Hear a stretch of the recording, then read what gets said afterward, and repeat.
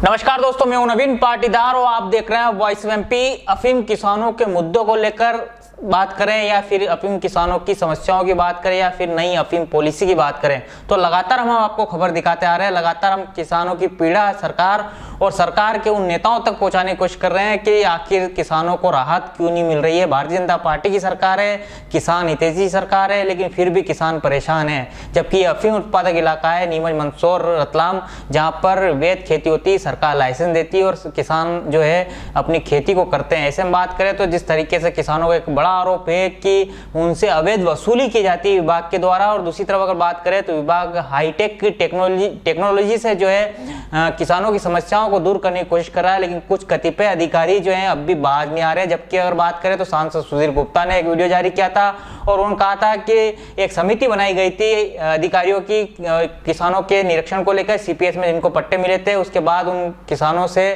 जो है उस गाँव का चयन कर लिया गया, वहाँ पर जो है सीपीएस के तोड़ने का काम शुरू किया जाएगा। लेकिन किसानों का बड़ा आरोप है, जिस तरीके से हमने ये खबर प्रकाशित की तो उसके बाद जो चौंका देने वाले कमेंट हमारी खबरों में मिल रहे हैं, उन कमेंट से साफ दिखता है कि कितनी पारदर्शिता जो है विभाग के द्वारा आजमाई जा रही है। साथ ही बात करें तो नेता किस तरह के दावे कर रहे हैं, सांसद सुधीर गुप्ता किस तरह दावे कर रहे हैं और किस तरीके से जमीनी हकीकत क्या है। अगर बात करें तो कमेंट हम आपको पढ़ के दिखाएंगे, सुनाएंगे। जिस तरीके से आप खबर देख पा रहे होंगे मेरी स्क्रीन पर जो है तमाम वो खबरें जो हमने आपको प्रकाशित की थी कल, ये हमने आपको बताया था सांसद सुधीर गुप्ता की खबर कि किस तरीके से जो है सांसद गुप्ता के वायरल वीडियो के बाद वीओएमपी के सवाल, सीपीएस अफीम किसानों से रुपयों की मांग, उसके बाद जो इन खबरों पर जो हमारे चौंका देने वाले कमेंट सामने आए, वो कमेंट आपको पढ़ के दिखाऊंगा। साथ ही हम वो ये कमेंट उन सरकार के उन जनप्रतिनिधियों तक भी पहुंचाने की कोशिश करेंगे और उन अधिकारियों तक भी पहुंचाने की कोशिश करेंगे जो दावे कर रहे हैं कि पूरी पारदर्शिता बरती जा रही है, किसानों से कोई वसूली नहीं की जा रही। लेकिन किसान जो है लगातार कमेंट कर रहे हैं और कमेंट चौंका देने वाले हैं। जिस तरीके से कितने रुपयों की डिमांड किसानों से की जा रही है सीपीएस के तहत,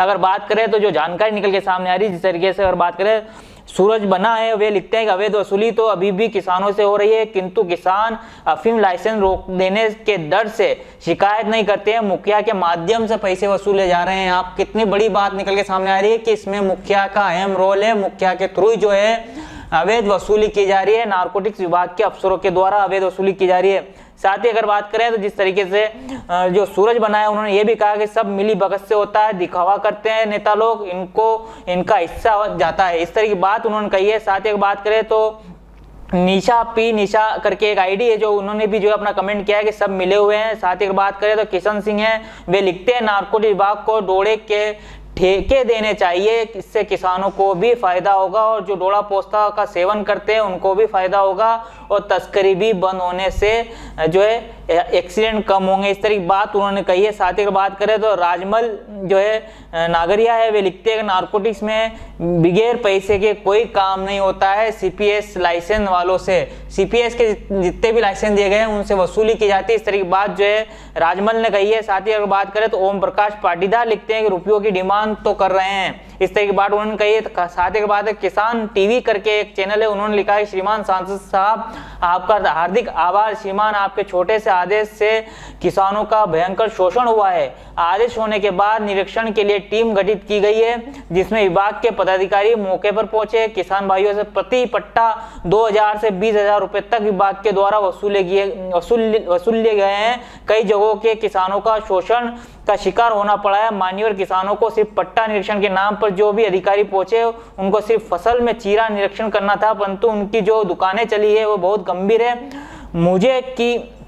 मुझे कि किसानों के फोन कॉल आए हैं, 2000 से 20,000 तक के विभाग ने वसूली की है। बड़ा चौंका देने वाला बात जो है इन्होंने कमेंट में कही है। 10 वर्ष की पारदर्शिता की बात करें तो नवीन जी सांसद जी से पूछें कि जो पिछले साल शशांक यादव घुसकांड का क्या हुआ, अभी तक उसका क्या हुआ और क्या कार्रवाई उस पर हुई है। ये हेमंत करके उन्होंने जो है इस कमेंट को लिखा है। साथ ही बात करें तो एक और निशा पी जो मैंने आपको बताया जो आईडी है, उन्होंने भी लिखा है कि आखिर 5,000 मैंने दिए, इस तरह की बात उन्होंने कही है। साथ ही बात करें जितेंद्र कुमार नागर है, वे इस बार भी हो रही है अवैध वसूली, वे इसको कमेंट में इस तरीके से उन्होंने लिखा है। साथ ही बात करें जो किसान जागो किसान जागो को लिखा हुआ है उन्होंने कि लूटमार तो सब करेंगे, विभाग जब तक अफीम खेती व मुखिया है तब तक लूटमार होगी। इस तरह की बात उन्होंने लिखी, इस तरह की बात उन्होंने कहने की कोशिश करी। तो आप देख सकते हैं किस तरीके से सारे कमेंट जो है चौंका देने वाले हैं, किस तरीके से किसानों से वसूली की जा रही है। जबकि एक तरफ विभाग जो है पारदर्शिता की बात कह रहा है,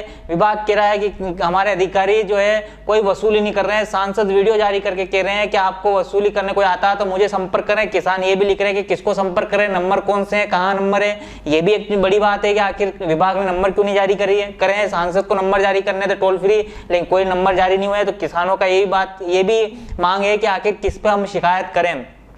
साथ ही अगर बात करें तो और भी कई कमेंट इसमें चौंका देने वाले हैं। जिस तरीके से बात करें तो प्रेमचंद्र धाकड़ जो है वह लिखते हैं हनुमंतिया टाक जावत में अभी कोई अधिकारी नहीं आया है सीपीएस देखने, आसपास के गांव में सभी जगह सीपीएस के डोले तुड़वा लिए गए हैं। सांसद जी आपने जो वीडियो जारी किया है उसका कोई असर नहीं हो रहा है। यानी कि सांसद जी ने जो वीडियो जारी किया था उसका कोई असर जावद जो बेल्ट है उसके अंदर नहीं हो रहा। हनुमंतिया टाक का ये जो है किसान है उसने अपना नाम भी लिखा, अपने गांव का नाम भी लिखा और बताया कि आपने जो वीडियो जारी किया उसका कोई असर नहीं हुआ। साथ ही अगर बात करें तो जिस तरीके से श्रीपाल जो पाटीदार वे लिखते हैं किस नंबर पर शिकायत करें हमें बताया तो सही।